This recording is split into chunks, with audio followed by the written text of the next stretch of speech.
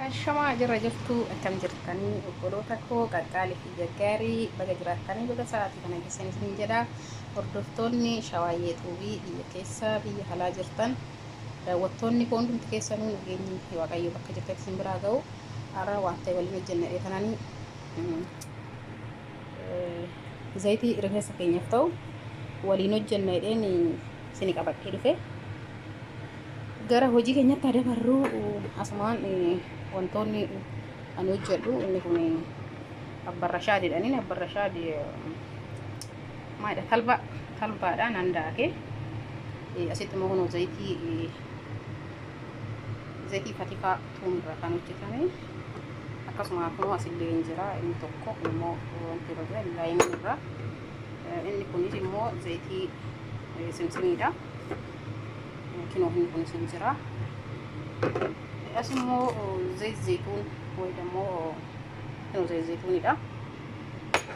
Kun abbarrashaadha ndoom asitti inni godheera talbaa jechuudha.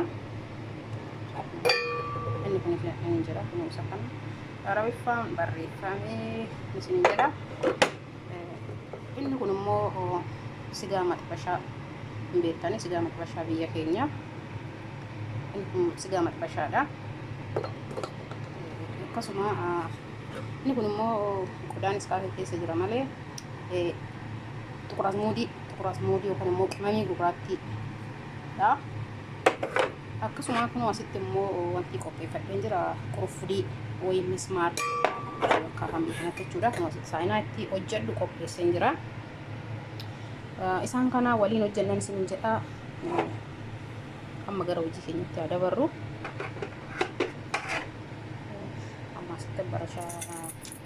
Talba shabbarrashaadii jedhama. Talba itti godhadha ittiin baay'isuu hin furdisa waan ta'eef naala kana hunda isaati iyyuu qopheeffadheen jira buqqisee itti naqnama zayituunii asitti naqanna.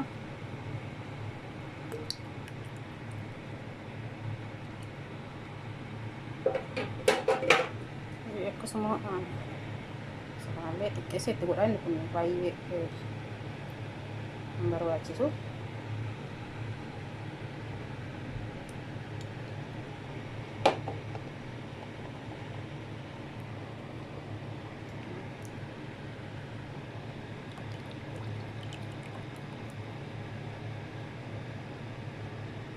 Haala kana itti naqannee kanarraa immoo zayitii simsim zayitii maal sanaaficha akka biyya keenyatti sarraafee xiqqeesseen itti godha. Isaan kanatti hin baay'isu waan ta'eef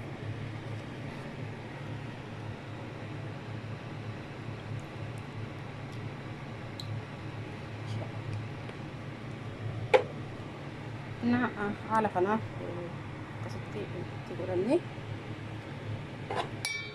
inni kun qurufuudha. Akkasuma inni kun immoo sigaa maxxabashaan baay'ee foolii isaati firree akkasuma mataa namaatiif baay'ee bareedaadha.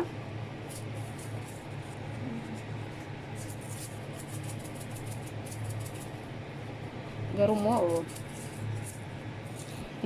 akka biyya keenyatti yeroo dhadhaabatsan muka akkana kana yeroo dhadhaabatsan ittiin hojjetanii yaa kun immoo abasuuda gurraacha jechuudha. Abasuuda gurraacha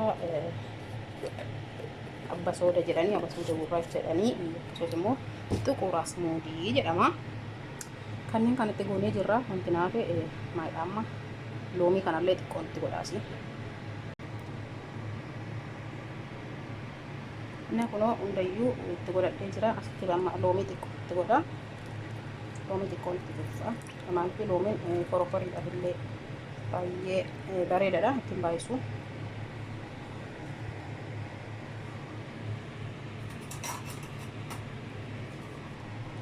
Haala kanaan wantoota kaan dandeebisee iddoo isaatitti asirratti waan jala baay'ateef haala kanaan itti godhannee akkasitti waliin deemna. Akkasitti waliin geenye xiqqoo ishii abidda irra goona.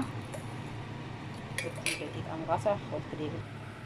Kino haala kanaan akkasitti distiitti bishaan irra godhanna jechuudha. Distii biraatti bishaan irra godhanna. Yeroo inni daffe isa kanaan jechuudha fuunee isa keessa goonaa akka inni haala gaariidhaan baay'ee inni jennu ho'eetuma xiqqoo akka namatti naqaru akka ta'u haala kanaan bishaan irra godhadheen jira. Bishaan xiqqoo ganaa daffe annaasa kana itti godhadhee kanammoo ittiin qopheeffadha. Maaliif akka inni itti godhadha akka bakaakitti jechuudha. Qodaan isaallee qodaa biraati ittiin akka rashaashititti mataa kiyya keessatti inni godhee ittiin masaajii godha. Inni wantoonni isaa diimaasha guutuu dachaafi akkuma argitan jechuudha. Kino haala kanaan hojjennan isin jedha. Wantoota mataa keenyaaf ta'u itti fayyadamee kan arge waan ta'eef ani itti fayyadamee waan argeef isinis immoo itti fayyadamaadhee qabadhee isin dhufee jira. Daqiiqaa muraasa booda walitti deebi'a. Kino haala kanaan amma bishaan asitti bishaan naqee haala kanaan as keessan godhee as keessa fakkaan darbu jechuudha. Jala warra garuu akka ittiin haala godhanii haala kana qopheeffanna jechuudha. Abiddarra yoo goone inni qaranna'a. Asitti haala kanaan qopheeffanna. Innaa wantoota nu fayyadu hojjennee maaliif hojjetuma namaa bichaa odoo hin taane waan nu fayyadu mataa keenyafis hojjechuu mataa keenyallee gatuu hin qabnu. Haala kanaan kinoo dafaa jira.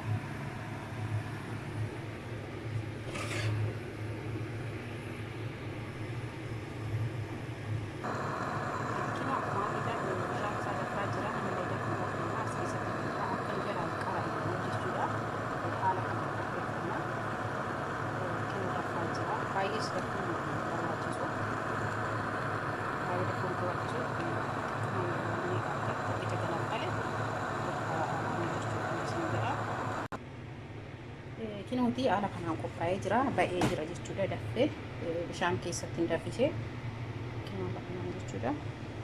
Innaa amma isa kanatti hin xallaladha. Isa kanatti tarfafee qodaa isaatti naqaa. Qodaa garuu qodaa biraa waan hin qabneef isa kanaa fi isa kanatti naqadha.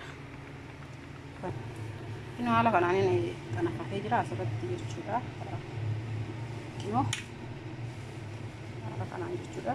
Amma qodaa biraa hin qabu waan ta'eef micoo wajjin micoodha kanatti naqee ofii yommuu isa kanatti naqadha jechuudha. Amma